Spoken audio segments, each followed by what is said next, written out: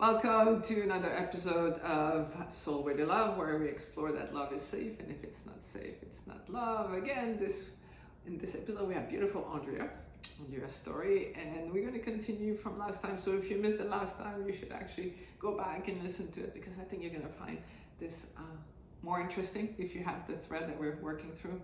So Andrea, I've known her for 3 years now. I know her. She's driven. Like, she really wants to live a great life. So, like, she's got this fire inside of her. You were pretty accomplished. Like, you did gymnastic and music, and what else did you do when you were a kid? Competitive dance. Competitive dance. Like, she's writing an album. Oh, watch out for her album when it comes out. So she's an amazing young woman, but still, you know, she was having these patterns, making jerks, or when the good guys were there, you know, they were not interesting. She didn't trust it. So what was it like that, even though, you know, you're beautiful, you're attracting lots of attention, you probably were feeling lonely. What was it like for you when you were coming home at night, and what was it like? Yeah, I just felt sad.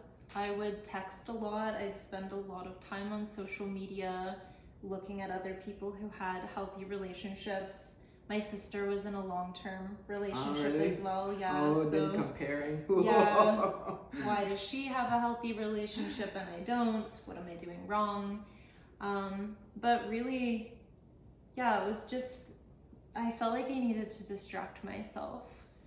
So I would hang out with friends and go drinking a lot because I couldn't really sit with that Anxiety inside, Yeah. that pain. Yeah. And that's a common story. This is something I see often that people, we need to numb ourselves, whatever the numbing mechanism is. Sometimes it's overeating, binge watching Netflix, drinking alcohol, little pot, all these things that we do because we have this anxiety. And there's nothing wrong with that if you do it, you know, once in a while, but when it becomes a lifestyle, just stop and know that the reason you're doing this is because you have disconnected from your heart and you're in pain. And it's kind of like taking an aspirin if you got a headache. Like, doing that is not taking care of the cause. And as long as you don't take care of the cause, like Andrea and I, we were talking about, like, what was our goal for doing these episodes, and both of us, we really want to help people know and feel what it's like to have real love in your life. It's such an amazing feeling. It's such joy, but it comes with starting with our own self. When you will not feel connected to anybody else, it is impossible. I can guarantee you. I've been doing this with thousands of people. If you don't think that you're worthy of love, it's what's wrong with me is in the back of your mind all the time. That's because you're disconnected from your heart.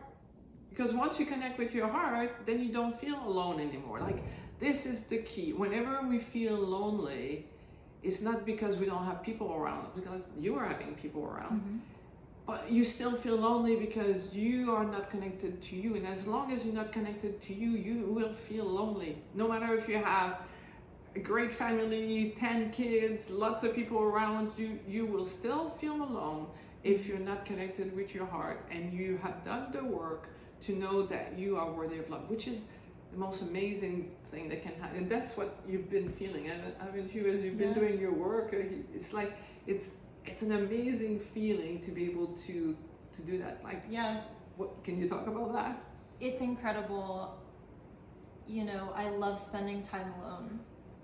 I spend a lot more time alone, actually, and I feel so connected. And now I'm with my amazing partner, and being with him it's so effortless, but it does bring so much joy. And building our life together, it's like two whole people coming together and creating this third energy that's just so powerful, but so deep and so easy.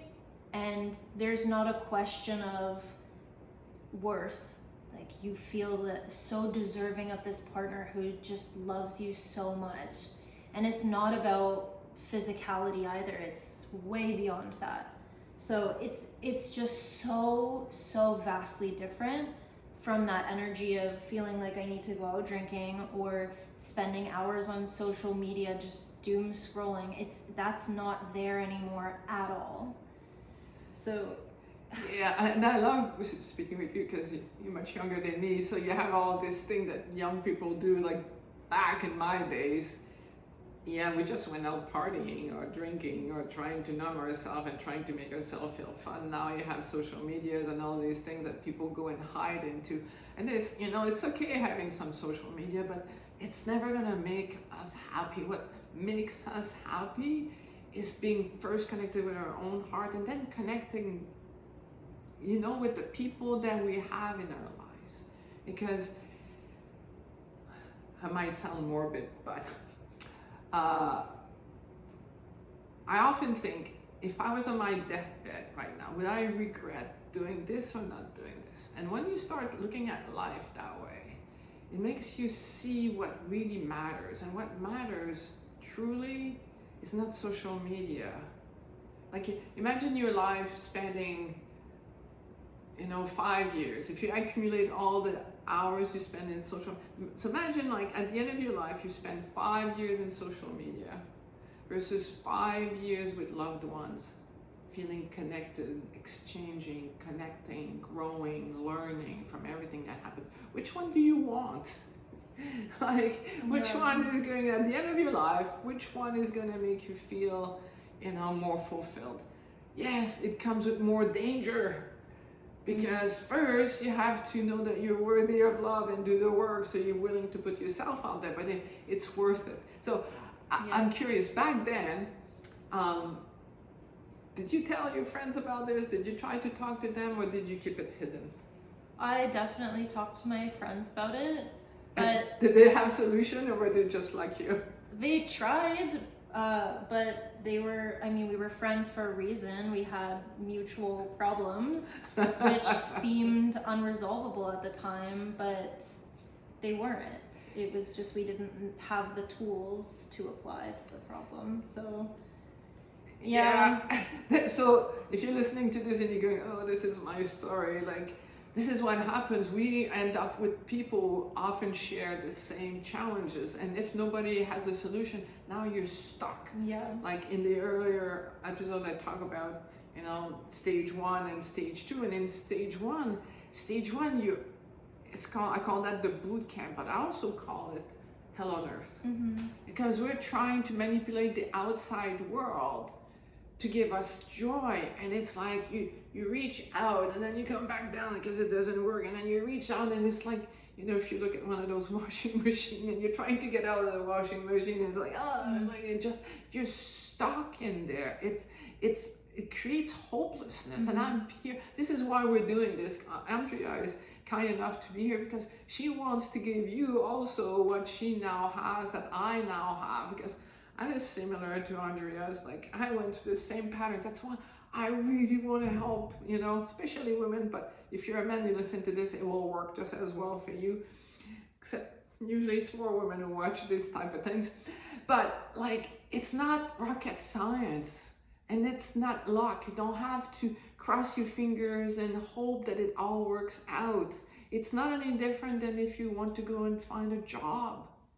You don't just cross your fingers and pray and, do a vision board to find a job. You become really clear what you want and how you're going to go about it. You dust your resume and you go out there. And if one job doesn't work, you don't think, oh my God, this is the end. I'll never have another job, which is what happens usually in relationships. Like, the first relationship doesn't work out. Oh my God. I was like, and then like we create doomsday. And remember this, you won't create what you want. You're going to create what you believe.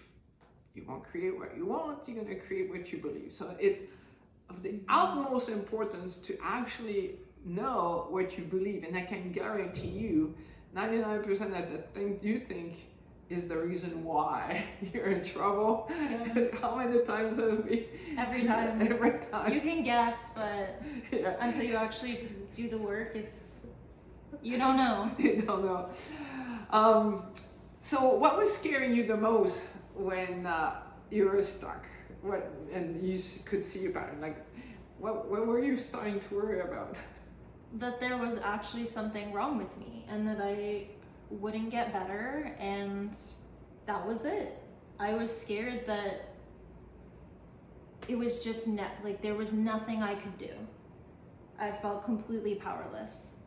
And so imagine you're a football player or baseball player or a volleyball player, and you don't believe you can win.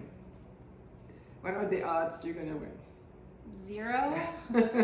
It's just not gonna happen. So you don't show up like, why should I try? It's not going to work. And then we it's impossible. And this is I'm so passionate about that, because you've had, first hurt, and then you get stuck in a pattern. Now you start, after a while you think, I'll never have that. Right. And guess what? Now you're stuck. And this is why I created this whole thing. I have Soul Where They Love online program, but to actually, if you want to know if this is really for you, I have the Love is Safe starter kit.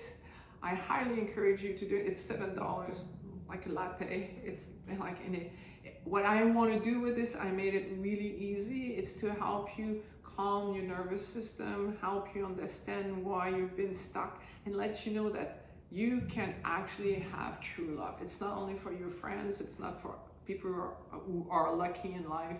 You can actually have what you want in your relationship by calming down the beliefs that make you feel that something is wrong with you.